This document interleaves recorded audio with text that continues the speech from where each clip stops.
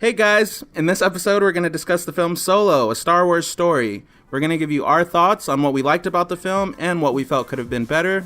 Also, we'll talk about how it stands up to some of the other Star Wars films and more. This is episode 43 of the Reel-ists podcast.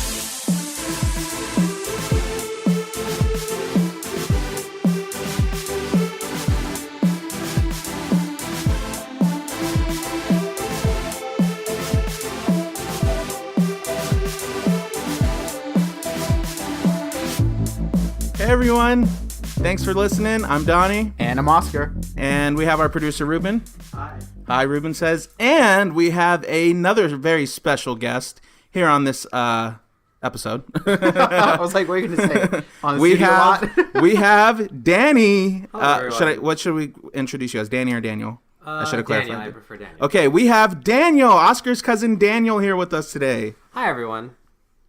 How are you?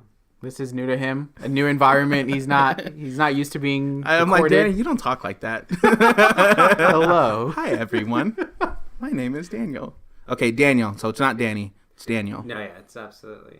It's definitely What Daniel. it says on his resume. That's what we read. All right, He's great. an intern. This is my resume right now. Awesome. Well, we definitely are excited to have you, Daniel. Always excited to have a guest on our show. You are, I think, our third guest? Our third, yes. Sweet. All right. So did you hear the other episodes with the other two? Yep. You know, I want to say yes, but no, I didn't. I'm so sorry. All right. Well, we can I give wanna you a say- pass this time. There's no pass. Hey, it's family, okay? You can give him a pass. That should be harder. He should be listening to every episode. He should be calling me saying, you know what, I don't agree with that comment you made. I agree with that comment. Donnie's score was too high. You tell Donnie. So basically just be on your side, agree with everything you say. Pretty much, exactly. Got it. Daniel, don't do that, please. Before we jump right in, just want to give all of our listeners a quick reminder to tune in on Thursdays. That's when we put out our new episodes. And to remind them that we are on Facebook, Instagram, Twitter, Team Reel-ists, Team REELISTS, no dash. And continue to spread the word. And just want to thank you guys for listening and for being awesome. Yes, absolutely. Don't forget to let us know what your thoughts about the podcast. We'd love to hear feedback any way possible. It could be on the Apple Podcast platform. It can be on YouTube comments. It could be on social media. Anywhere possible, we appreciate it. Absolutely. All right, so enough of all that. Let's get right into Solo, A Star Wars story. a Star Wars story. So this is the fourth installment since Disney's yes. Since you're the guest, Daniel, I will throw this to you and let you speak first. What did you think about Solo? Just give us some initial thoughts. You know, I thought Solo, going into it, I thought it was really good. I thought it was a lot better than what I was expecting. Was what? I don't know. Watching the first trailer. I'm just curious. Watching the first trailer, I was really disinterested. It just, the new actor, I'm not sure what his name is, because he was so unimportant to me. I didn't like his face. Harrison Ford is so handsome. Oh my and gosh. such a, it's just such a high bar and really big shoes to fill. But after watching the movie, I was really impressed, and I think he really did capture the spirit of Han Solo. Of the character, not necessarily of Harrison Ford. No, absolutely not. The actor's name is Alden Ehrenreich? Ehrenreich? Yeah, Alden Ehrenreich. Ehrenreich. Something like that, Something like that. Sorry, Mr. Alden. Alden Ehrenreich. Still butchering the name, as we apologize. Mr. Solo. Alden Eric, Alden Arabic. Oscar, what'd you think? I was entertained. I'm not the biggest Star Wars fan. I do enjoy watching them when they come out to kind of see that story unfold. But yeah, it was one of those that I sat back and I was like, I'm not going in with any expectations. I don't think, I need to have these list of criterias met. But it was entertaining. It did surprise me. I thought I was going to walk away with okay, I guess I just saw something I didn't really need to see. I kind of felt that way towards Rogue One. I was like, okay, that was a nice little extra. But You did? I mean, I'm not saying I hated the movie. I'm just saying it wasn't something that, I walked away with oh, that was, the greatest movie ever. The ending was awesome, but Did you just randomly, because me and Daniel were looking when you said that, because I really, really liked Rogue One.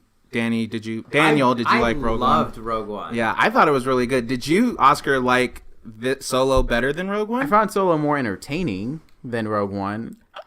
I loved Rogue One. Rogue One get had it. that emotional impact of just pain with characters that you may. I not think even know. I feel like Rogue One was more emotionally driven and more dramatic in its elements, whereas like Solo was more. Well, I mean, I'll say too, like Rogue One was still part of that Empire Rebel battle.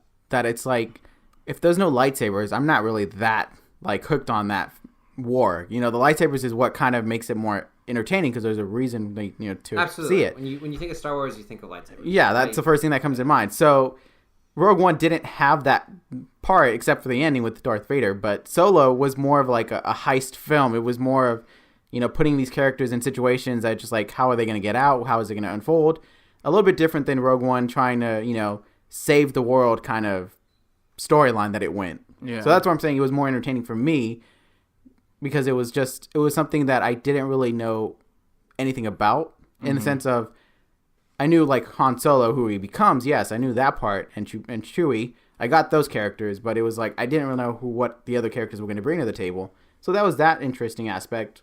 Well, compared to Rogue One, when you kind of know the timeline that it's before A New Hope, you kind of got a sense of like, okay, I like the ending. It was a nice ending. I loved the ending to Rogue One. It was a nice like stepping stone. Yeah, like to go into A New Hope. Yeah. But yeah, so. I mean, I liked Rogue One. I'm not giving it like a 1 star or anything. No, but I was I more got you. entertained by Solo than Rogue One throughout the entire film, not just like the epic battle at the end or something like that. Gotcha. But what about you, Donnie? I did like Solo, and I was kind of in the same boat with you, Oscar. Like I went into it not really expecting much. I was just like kind of an open, with open arms, like okay, whatever I'm gonna see is what I'm gonna see, and hopefully I like it.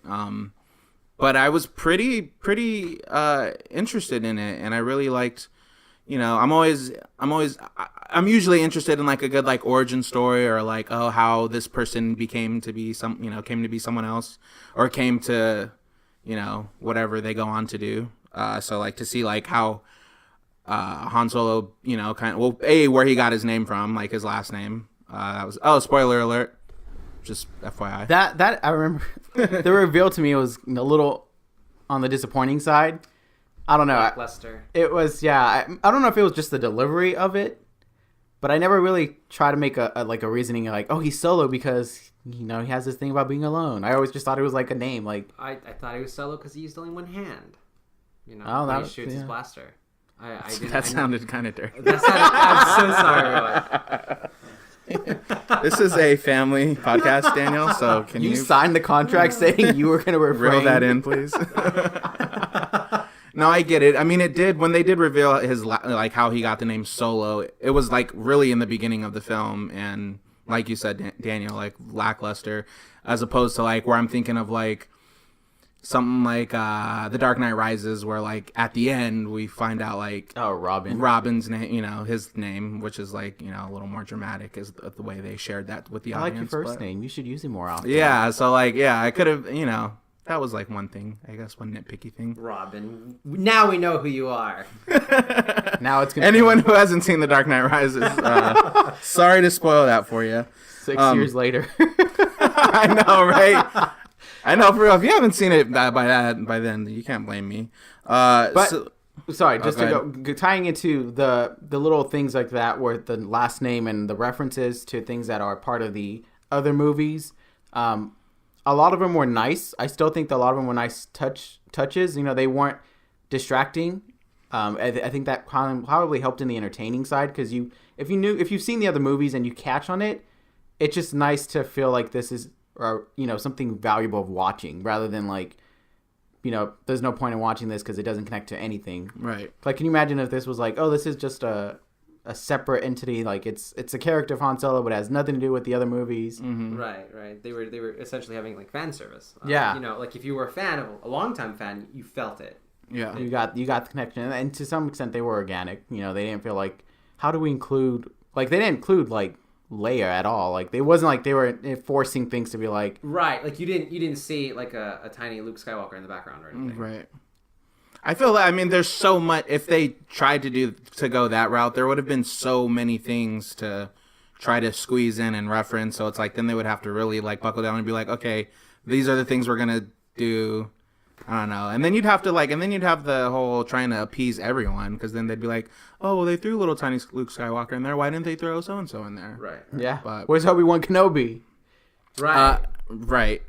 Just FYI, I have not seen the original six films. So I'm being just completely 100% transparent and letting everyone know. I've only seen The Force Awakens going forward. All Disney acquired. All Disney acquired. I plan to see the original 6, and Oscar and I have talked about it. Possibly before the 9th comes out. Yeah, a lot of time. Yes, for sure. So I just wanted to throw that out there. It was weighing on my conscience so heavily. I felt like a fraud here. I can't let everyone know that I... Daniel, you have seen every film? You know, I haven't. I came into it for the prequels, and for a long time I thought the prequels were the Star Wars. Okay, so you've seen episode 1, 2, 3, and then 7 and on. Right. So you haven't seen. Oh my God, I barely touched 7 through. Oh my goodness.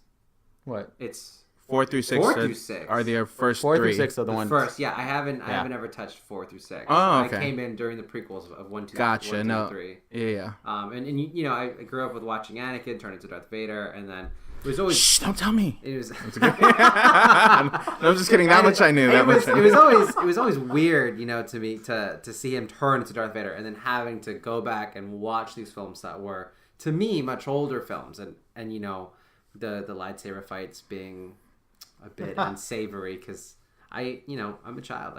I like to see all the flashiness on the screen, and that is the kind of thing that I got watching Rogue One. If you haven't seen Rogue One, wait till the end. Watching the end of Rogue One, you see Darth Vader as this menacing figure that's always there. He's death. He's the Reaper. He's the end. He's the character that everyone talks about and hypes up like he's the bad villain. He's the best bad villain ever. But you never really got to see it until that one scene. Right. You didn't feel it. You didn't feel the fear everyone had when they saw him. Mm-hmm. That they knew they were going to lose. What you're kind of getting right now with Kylo Ren. I'm just saying, throwing out there. Kylo Ren hasn't had his why do you fear him? Right. Why is Kylo Ren so scary? Why is he different than any other person who just picks up a lightsaber? Speaking of Kylo Ren, I just want to point out, when I hear that name, I always think of how in The Force Awakens his voice was one way, and then in The Last Jedi it was gone. It was 4 decibels lower, or just what was that helmet? He didn't do the helmet at all in the Last Jedi one. He was all helmetless. That was a problem with me. That's a separate thing. That's a whole nother conversation. I really liked his helmet and the way the voice change. I think that's awesome to a character. It's like being Tom Hardy all the time. But we'll get into franchises in another episode. One thing I wanted to kind of throw out there was that, so looking at the numbers and the box office numbers, this Star Wars movie didn't do as well as the other ones have done. I think it only made 143 worldwide, which is the lowest performing Star Wars movie since Disney acquired it. A lot of people were saying that might possibly because it was only 5 months ago that The Last Jedi came out, so maybe we kind of weren't quote unquote hungry for another Star Wars movie just yet. What do you guys think about that? I can't say they marketed or hyped it up in any way. It wasn't everywhere for me, and usually the Star Wars movies are. I see them everywhere. They're on YouTube. They're on things like that. Advertisements, billboards.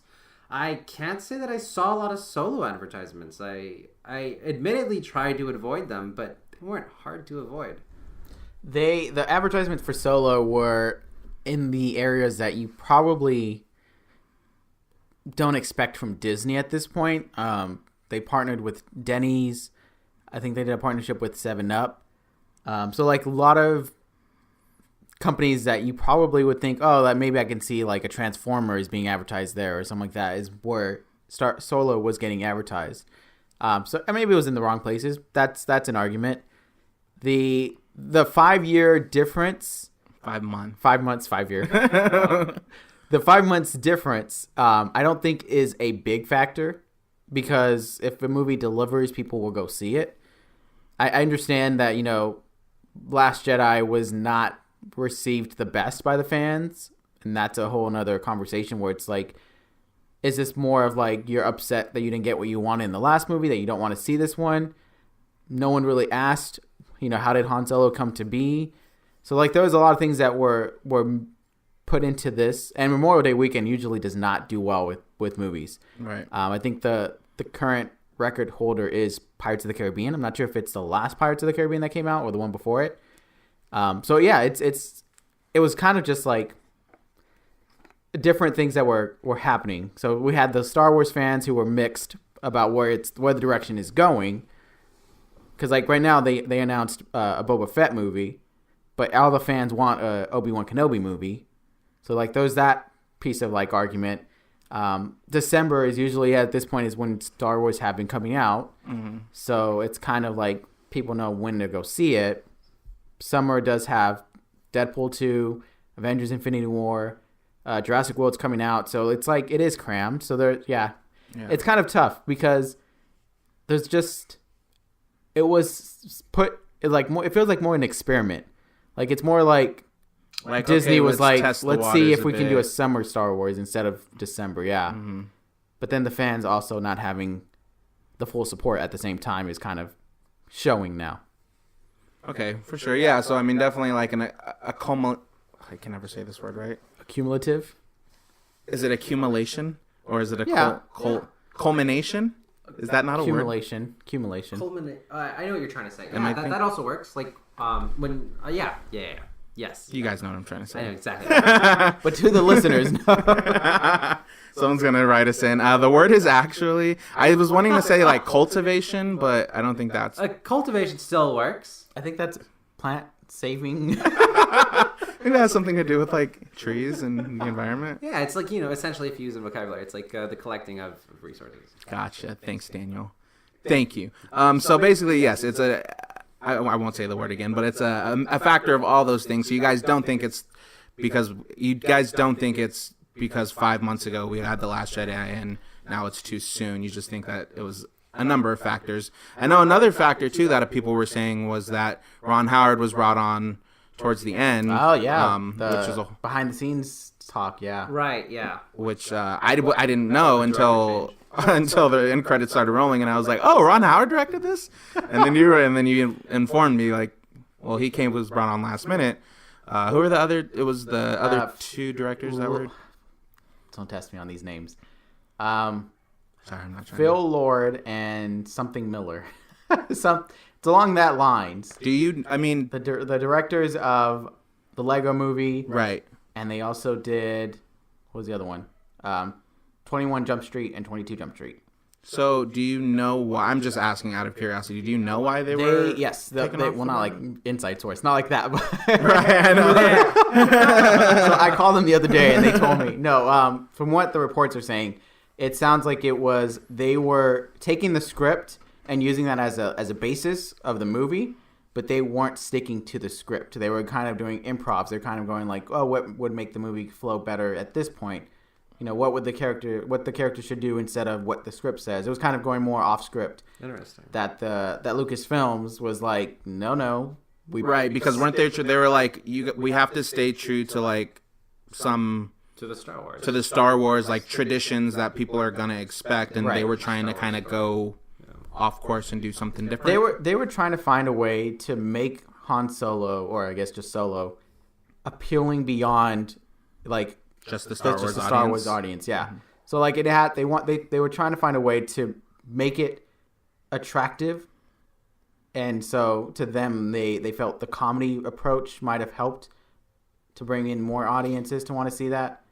Right. So. No, I definitely feel that because there were definitely many parts in the movie where I felt that I may be wrong. I don't have a great or strong backing in the original Star Wars movies, but I definitely felt that this Han Solo was really optimistic, and not just optimistic. I heard that the original Harrison Ford one was like more cynical. He was very cynical. He was very untrusting. He was, worried or he was paranoid, but he wasn't so optimistic.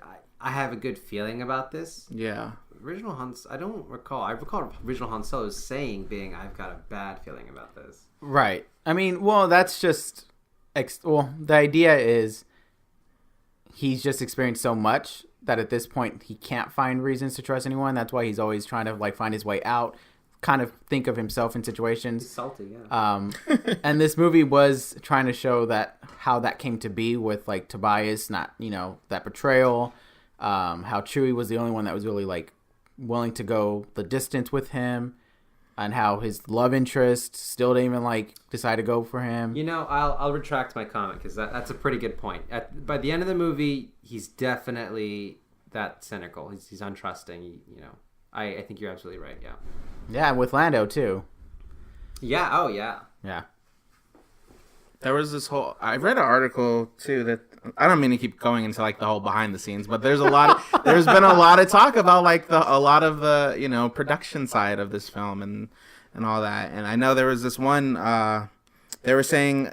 I guess people were questioning Lando's sexuality. Yes. And I forgot what the article said, but it turned out he was... Somebody... I don't know if it was from Lucasfilms or whoever wrote the character. Somebody said that his character was... I think pansexual or something. You guys remember reading anything about that? I read it a couple of days ago, and then I remember because they were saying something like people were kind of not bothered that is his sexuality, but that people were even discussing that. Like, why is that relevant? Well, right. Where is the relevance to that? I remember with the article. Well, because asking about he has a very limited role in the original Star Wars films. And most of the backstory and explanations to who he is fan fiction stories. Some of them that were actually like actual books that were considered canon until Disney bought Lucasfilms, and they kind of said, nope, that's not canon. Everything we do moving forward is. So like it was like a thing where it's like you kind of get the idea that that's the character's personality, but now they're just trying to define it to kind of make it sound like it's part of the diverse appeal. Right. So, Disney or whoever, whoever's actually doing all the talking or writing of these plans is essentially trying to force in some sort of diversity. Right. It's kind of in a similar way to Albus Dumbledore in the Harry Potter movies, where in the books and the movies, it's never directly mentioned, but it feels like maybe that character is gay.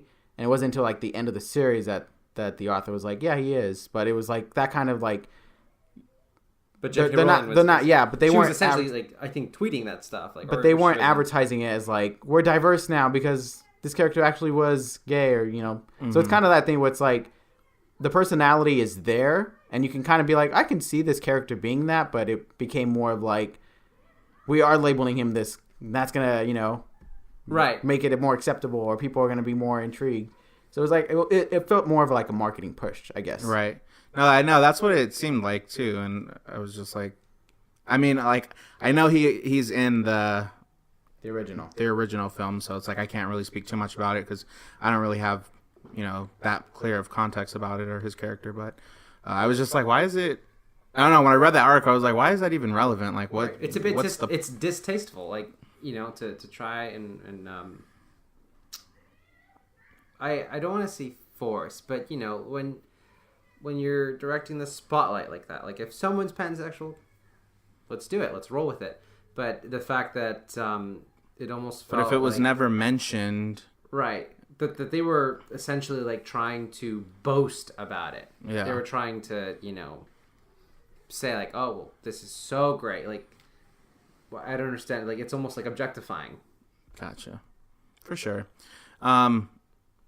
Well, this film definitely did some great things. I know a lot of people were saying that it answered some questions, which maybe people didn't even really think about. But like, it told you like how Chewie and Han Solo met. All about dice. What? The gold dice. The gold dice. The Millennium Falcon. How he won it in the game of Sabak. Is that what it was? Something like that. Yeah, that was actually really close. Wow. So it was some pretty cool things. I mean, even though I hadn't seen the film, I knew like Star Wars is just referenced in like pop culture so much, so even if you haven't seen the original 6, like who Han Solo is, about the Millennium Falcon, the Gold Dice, and Princess Leia, like all these things. So it's like many iconic movie characters that you're aware of, whether you've seen it or not. It's a different story, but you at least know that's a character from a movie. Yeah. Like if you go, I'm sure if you were to go to like an average person and you would say Han Solo, Chewbacca, I'm sure a good percentage might be able to say like that's from Star Wars. Right. Have you seen Star Wars? No, but they know where it's from. That's what I liked about this film too. Like, I mean, or any of the Star Wars films, I feel like they're not just limited to like people who have only seen the original 6. Like obviously they want to be, they want to appeal to everyone, and to know certain things you kind of need to see the original 6. So you're not like getting lost a lot, but they are very good about like, kind of like giving you the spark notes on some things and kind of catching you up. So I really liked this one, and I didn't feel like I was lost, and it was an origin story, so it's like you can't get lost. You can't really get lost because it's from the beginning. Although I will say, in terms of watching this film, there was always a sense of like, and that's the thing with origin stories too. It's or prequels, what's going to happen with the main character. For instance, Han Solo and Chewbacca, I knew they were going to, I never felt like their lives were at jeopardy, or when they were, doing like going on these missions and doing what they were doing. It never was like, oh my God, what if they don't make it? Because they're going to make it. Right. So that was kind of like a hard thing to overlook, which I do find it just any kind of prequels or origin story, it is kind of hard to get lost in the story itself, because you're constant. I don't know. I'm constantly reminding myself like, I know they're going to survive, or I know they're going to get out of this situation. I don't know if you guys like had that similar experience watching this film. With Chewbacca dangling over the side of the train, and there's that pensive moment of, oh, will he make it? Of course he makes it. Right. Chewbacca never dies. Although it would have been interesting if they would have been like, the person Han was working with was always the Chewie we know in the original and the new Star Wars movies was his father, and his father actually died in the mission. That could have been a nice twist. Yeah. I think it wasn't Chewie. It was actually his dad, and so Han took care of his son and raised him. That would have been interesting. Maybe you should have wrote this. They didn't give me the. They didn't give me the chance. I think finding out Chewie's age was like one of the greatest. What was it, like 190? Yeah. At this point, and so that that was so. Now we're like, when in the Last Jedi, when he's with Rey, he's like, what? How old can he get? Now that's what's the average lifespan? Average lifespan? Yeah, I know. I don't know. We should look that up. Is 190 like the 30s for them? Like as long as the franchise lives. I assume that like his age is relative to Han Solo's age at that point. Right. Like kind of young or like mid-20s, I don't know how, or early 30s, however old he's supposed to be in the film. Yeah, and Chewbacca was even, he was in the prequels in episode, I gotta be careful, episode 3. 3, yeah. Meeting with Yoda. He was in the prequels, so you have to know that Chewbacca's as old as Darth Vader, because Anakin is in the prequels. So, I mean, from there, he's old, but to find out he's 190, he's older than Anakin. So, yeah, way older. He was probably like 180 when the third one was taking place. Right, exactly. Because they didn't really set a hard time as to how long it's been since Darth Vader has arisen, right. Whatever the word. You see Anakin's like an adult, He could be late 20s, early 30s. But yeah, that was I really found those kinds of things part of the fun, because that's a safety net. So when like there's action moments, like when they're in those like situations, it was more of like, how do they get out, versus more of, are they gonna make it? At least for me. So like it's very equivalent to like the superhero movies, like when you see Batman, Superman, Iron Man, Captain America, it's not necessarily do they make it out alive, it's more of like how are they gonna get out of this one. except for Infinity War, which that one was like the one which like I don't know if they are gonna make it out. I know that's like you really don't know. That one was one. It was like I can't say that comfort is there. It was wonderful. I remember watching like when I don't even know. Can we do spoilers? That movie? On a non-Infinity War episode. I was gonna say because just like the Iron Man moment, I'll just say that the Iron Man moment with Thanos, that was when I was like, oh, is this gonna happen? But Yeah. I'll leave it at that. Okay.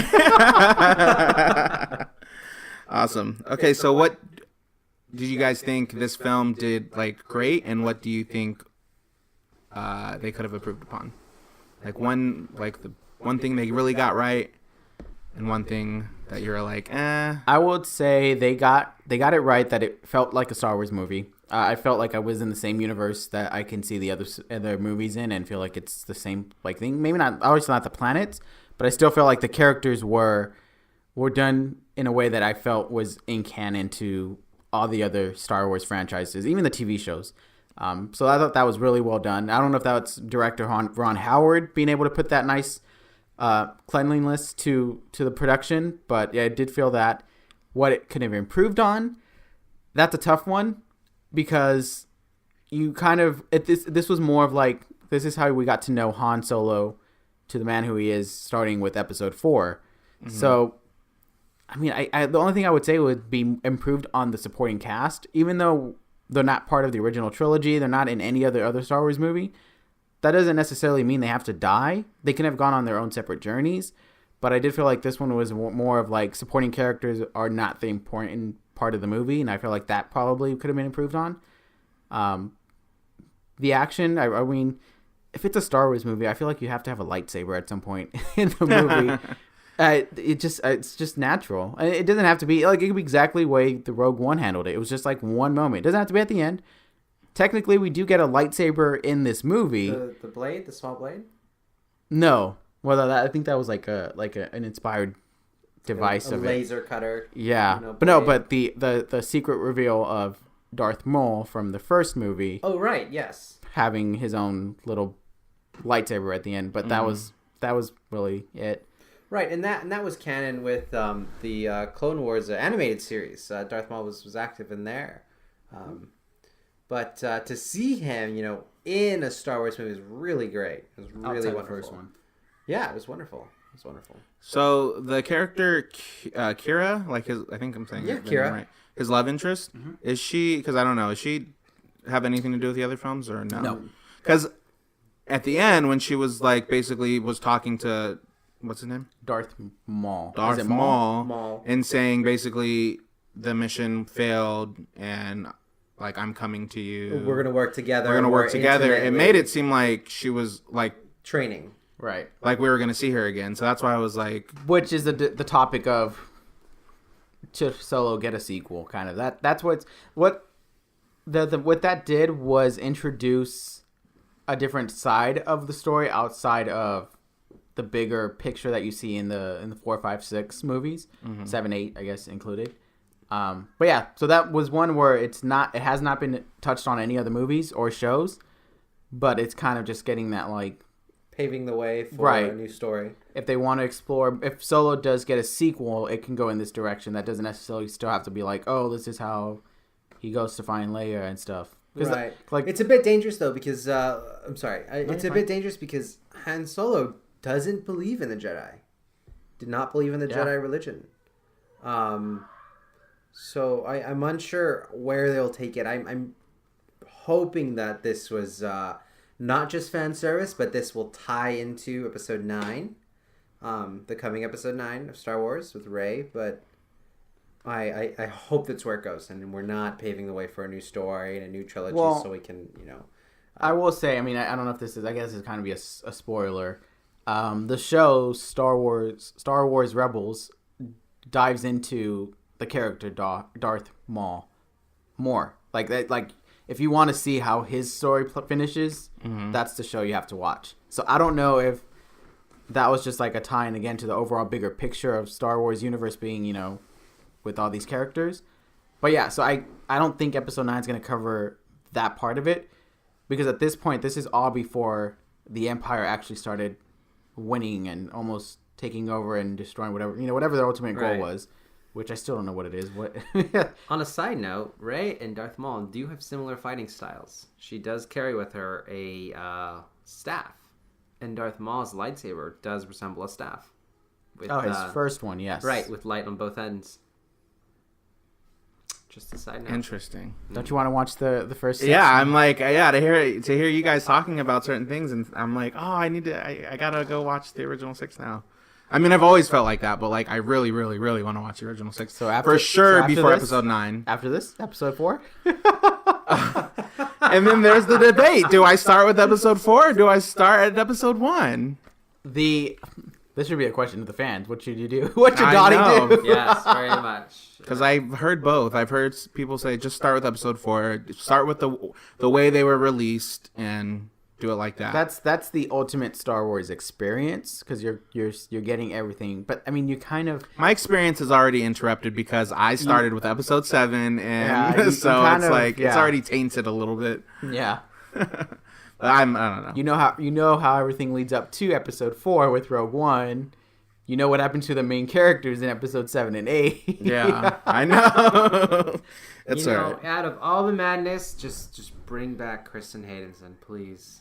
I just need him for a second in the new Star Wars, and I would be so happy. Really? Yes. He did it for you? He did it for me. He's been pitching that. Just like bring him as a Star Wars ghost, a ghost from the Force. It'd be great. Don't bring Yoda. Why Yoda? Should have been Kristen Hansen. Should have been him. You feel very strongly about this. I just I love it. That's awesome. Well, Daniel, can you tell us what your favorite scene from the film was? From Solo. Yes, from Solo. Favorite from the entire Star Wars franchise, all 6, 7, 8, 9, 10 films so far. From Solo, I'd have to say it would have to be when Han gets the first trip to drive the Millennium Falcon. When he takes control and when they steal the coaxium from the unrefined they steal the coaxium and they're flying through essentially like a maze. Mm-hmm. I can't actually remember. And then they program L3 into the ship to navigate. When he goes through the Kelso run, I think, something like that. In 12 parsecs. Run. It's the castle run in 14 parsecs. 14. This is where I shine. 12 if you round down. Yeah. No, that was a cool scene. It was great. It was great because you got to see Han Solo drive the speeder on land. It was essentially a land speeder. And throughout the whole film too, he's saying like how good of a pilot he is. Right. And exactly. it's like I can do this. Like I'm amazing. So it's like, okay, put your money where your mouth is and show us what you can do. And he did it. He did it. Yeah. So that was great. I think it was very tasteful as well. And I definitely viewed Han Solo as a character that abuses light speed in a way that it benefits himself, because I think that's the kind of person he is to turn the tables into his benefit. So it was great to see him use light speed to get out of a bad situation. Gotcha. Oscar, what was your favorite scene? My scene was the train sequence, the first heist that they were trying to get the coaxium of. I thought that was fun. The twist, I guess, I didn't expect those characters to be to die. Well, thanks for spoiling. I was trying to still keep it. I know we said spoilers, so... but I was still trying to keep that little part of like, oh, I know what does happen to them. But yes, when they die, so that was a surprise, and it was like a really good moment to start to see Han start to know what he's getting his life into, kind of getting the idea of like this is start to become his norm rather than the exception. Yeah. So that was a nice little sequence that I enjoyed. And the stormtroopers not being able to hit them was also classic. No, I agree. That was actually my favorite scene too. The train sequence when they were trying to steal the coaxium, and up at that moment we thought that the pirates that they were like bad guys. The bad guys. But that was an odd twist, I would say. You think it was odd? Yeah. I thought it was. It would cool. make sense that they're the bad guys because it turns out they're the alliance, that the rebel forces. So it would make sense that they're the bad guys because I think that Han Solo grows up in an environment that is largely Imperial controlled, and he's essentially biased by nature. But I mean, that goes back to like the marketing, that it felt like they were the bad guys, and to expect that showdown to occur when they return back to the island, and you don't get a showdown, and that your bad guy is Paul Bettany's character. I forgot his name at the moment. Starts with the D. But yeah, like that was the villain, and he, it's not really a Dryden Voss. Yeah, and he wasn't even like a bad guy. He was just A mobster. He was a mobster. It was a bigger like a bad crime guy. lord. Yeah, crime So we never really got a gangster. good Darth Vader moment like Rogue One delivered. And I don't know if that was an I would argue expectation. that Darth Maul is that Darth Vader moment. But there was it was just a revelation of he was the backing of the crime. But not syndicate. but there was no Han. I mean, yeah, that was that little sequence with the mobster and that. But I guess I wanted to know who the bad guy was, so I can intentionally despise and Right. See where we were in terms of orientation of who we should be opposing. Okay. What about you, Donnie? What was? Oh, you said that. Never mind. Yeah, no, sorry. I mean, yeah, we had the same answer. That was my favorite scene. But I also liked at the end when Dryden Voss was defeated, so to speak.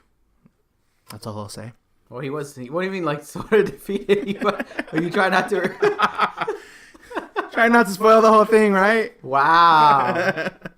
I like that scene as well. I also want to say too, I felt like when we were approaching the end, I didn't know it was gonna end. Like I felt like When he was like, "Oh, I heard about this other mission that we can do." Yeah, like I was like, oh, okay, oh, it's over, we're ending it, okay. I don't know, it just seemed a little. You were hooked. You were hooked on the ride. I guess so. I guess that's a good sign, right? Where I'm like, wait, I want more. I don't know. It felt a little like a half a hair rushed or something, but it was fine. It works. Obviously, better to leave somebody wanting more than to be like, oh God, let's wrap this up already. Jeez, Right. So that's a good sign. So after all that said and done, guys, final real scores for this film. I will go first. I am gonna give Solo. Oscar, what am I gonna give Solo?